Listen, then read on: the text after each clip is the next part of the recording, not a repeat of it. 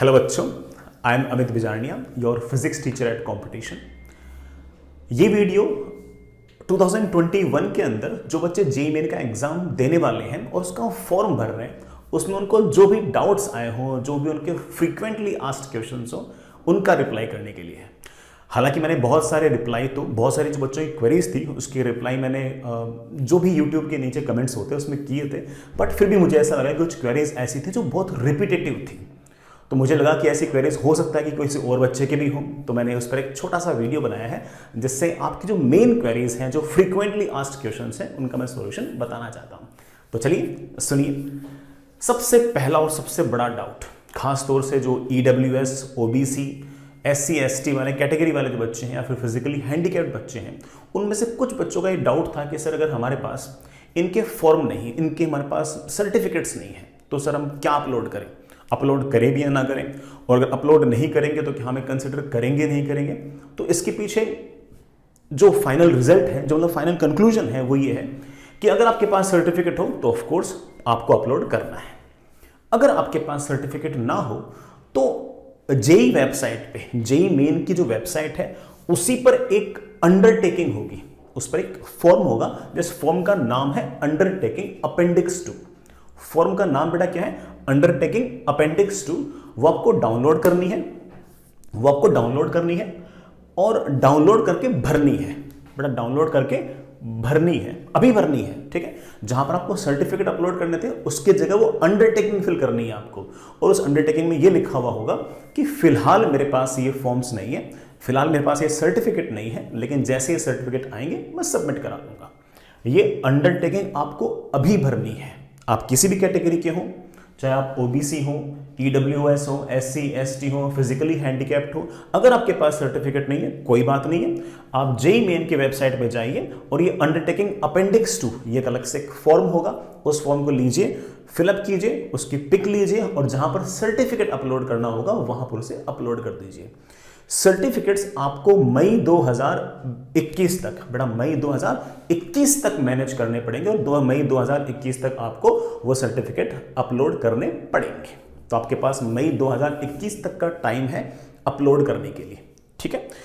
तब तक तो मेरे ख्याल से सबके सर्टिफिकेट अरेंज हो ही जाएंगे, सबके सर्टिफिकेट बन ही जाएंगे जिन बच्चों के सर्टिफिकेट बनने हो। तो ये बहुत बड़ा डाउट था, I hope you get the point. Certificate नहीं हो कोई बात नहीं, अंडरटेकिंग डाउनलोड कीजिए जेईई मेन की वेबसाइट से और उस अंडरटेकिंग का फॉर्म भर दीजिए और वहीं पर अपलोड कर दीजिए जहां पर आपको सर्टिफिकेट अपलोड करना था। जैसे ही आपका सर्टिफिकेट बन जाए आप वापस उसको अपलोड कर सकते हो। I hope you get the point. अगला पॉइंट, ये तो खैर मोस्टली बच्चों को अब तक आइडिया लग चुका होगा कि आपका जो एप्लीकेशन फॉर्म है वो चारों अटेम्प्ट का एक साथ ही है। आप चारों का फॉर्म एक साथ ही भर सकते हो, बारी बारी से भर सकते हो, बारी बारी से आप बड़े आराम से भर सकते हो, ठीक है। लेकिन जो एप्लीकेशन फॉर्म है वो एक ही रहेगा। जैसे मान लो कि अभी किसी बच्चे ने सिर्फ और सिर्फ फैब अटेम्प्ट का ही फॉर्म भरा, तो सिर्फ और सिर्फ फैब अटेम्प्ट की ही फीस जमा कराई।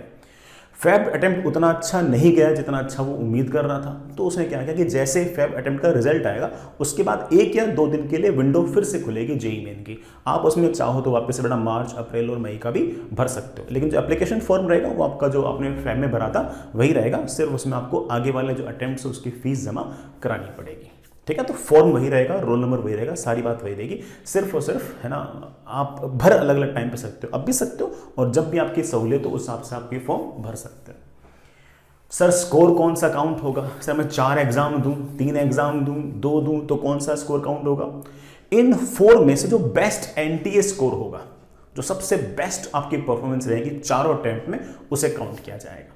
कोई एवरेज नहीं लिया जाएगा, कोई मीन नहीं लिया जाएगा, कोई रूट मीन स्क्वायर नहीं लिया जाएगा, सिर्फ और सिर्फ क्या लिया जाएगा? जो बेस्ट होगा वो लिया जाएगा। चारों अटेम्प्ट में एक खराब से खराब चला जाए कोई दिक्कत नहीं, सिर्फ एक अटेम्प्ट अगर अच्छा चला गया तुम्हारी रैंक अच्छी आएगी। I hope you get the point. अगला है कि यार ये डाउट भी काफी सारे बच्चों का था कि सर फॉर्म में कोई ने मुझे करेक्शन करना हो, कुछ स्पेलिंग मिस्टेक हो गई हो, या फिर सर मैं किस सिटी में मुझे एग्जाम देना है, मतलब जो एग्जाम सेंटर है वो सिटी सर मैंने गलत भर दी, क्या मैं उसे चेंज कर सकता हूं? बेटा बिल्कुल कर सकते हो चेंज। जो चेंज करने की जो टेंटेटिव डेट्स हैं पहले राउंड की, बेटा वो 19 से 21 जनवरी है। हालांकि आप उस टाइम पर एक बार फिर से वेबसाइट को विजिट कर लेना जेईई मेन की कि डेट्स में कोई बदलाव तो नहीं आया, लेकिन अभी तक जो टेंटेटिव डेट्स हैं फॉर्म में करेक्शन भरने के लिए वो 19 से 21 जनवरी है। तो मान लीजिए कि एग्जाम सेंटर का अगर सिटी चेंज करना हो तो भी आप कर सकते हो।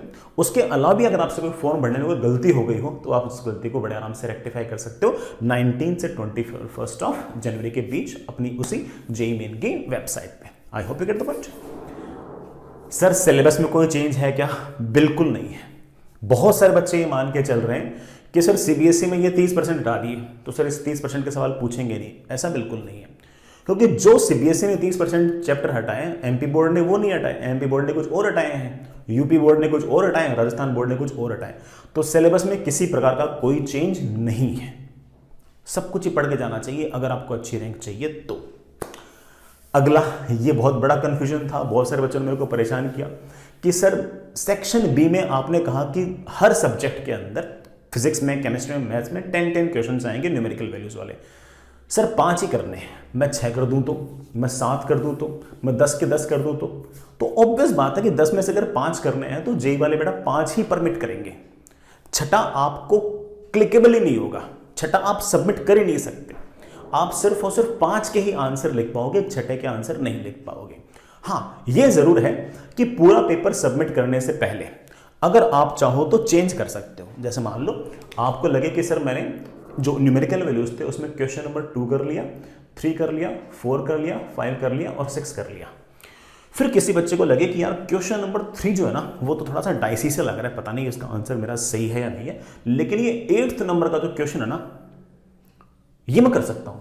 तो आप इसको अनटिक कर दो, मतलब आप इसका आंसर तो हटा दो और इसका आंसर लगा दो। तो 1 2 3 4 5 ये 5 आपके सबमिट हो जाएंगे।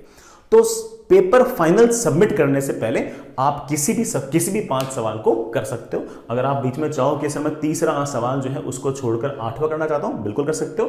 3rd को हटाओ और 8th को कर दो।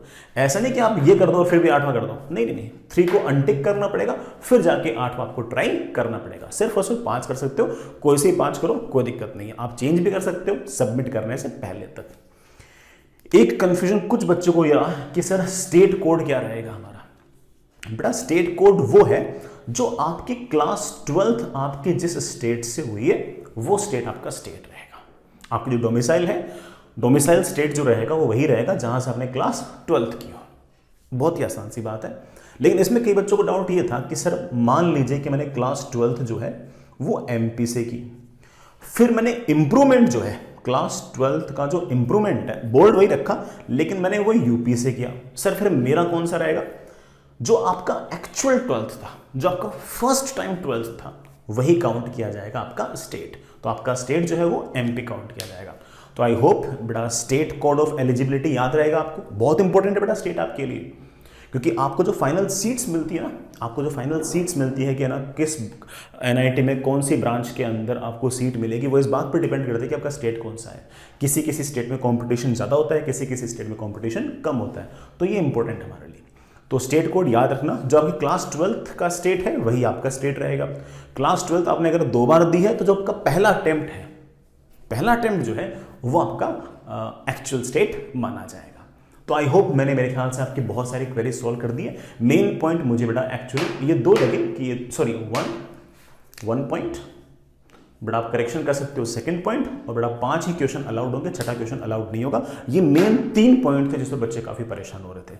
आई होप अब नहीं होंगे परेशान, आपका थोड़ा बहुत बेटा सोल्व हो गया होगा मामला। बेटा ये वाला मेन है, अभी आप करना चाहो तो ये अपेंडिक्स 2 जो है ये आप डाउनलोड करके भर देना। हैंड से भरना है बेटा, हैंड से भरना है, फिर उसकी पिक लेके आपको अपलोड करनी है। ये अंडरटेकिंग आपको डिस्क्रिप्शन बॉक्स के अंदर भी मिल जाएगी, जेईई मेन की वेबसाइट में मिल जाएगी, अपना जो वीडियो है ना उसकी डिस्क्रिप्शन के अंदर भी आपको मिल जाएगी। ठीक है, तो आप उसको कर देना, कोई दिक्कत नहीं रहेगी। खूब पढ़ें, मन लगाकर पढ़ें, खुशी खुशी पढ़ें, अच्छा करेंगे आप। हम भी एक हल्का सा एफर्ट कर रहे हैं, जो बच्चे जेईई मेन की तैयारी कर रहे हैं वो उसको और किस तरह से बेटर कर सकते हैं। खास तौर से मई और अप्रैल अटेम्प्ट वाले जो बच्चे हैं, जिनको लगता हो कि सर मैं मई और अप्रैल तक जो एग्ज़ाम है उसको देना चाहता हूं, तो उसके लिए हमने एक छोटा सा बैच स्टार्ट किया है, प्रबल 1। हम प्रबल बैच पहले से स्टार्ट कर चुके हैं 4 दिसंबर से। ये एक 28 दिसंबर से बैच है, सिर्फ और सिर्फ जेईई मेन का, एडवांस का नहीं। एडवांस की कोई पढ़ाई नहीं होगी।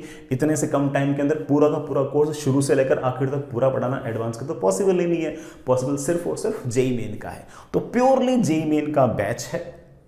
28 दिसंबर 2020 से, मतलब कल परसों से स्टार्ट हो जाएगा and it will run till your may attempt.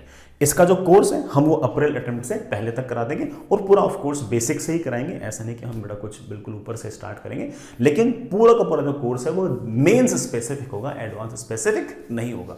अगर आपकी एडमिशन्स को लेकर कोई क्वेरीज हो तो आप इन फोन नंबर से बात कर सकते हैं 7410900901 और 7410900908। ठीक है, और भी कोई क्वेरीज होंगी आपकी तो आप कमेंट बॉक्स में कमेंट कर सकते हैं, I will try to reply. All the best, स्वस्थ रहें, खुश रहें।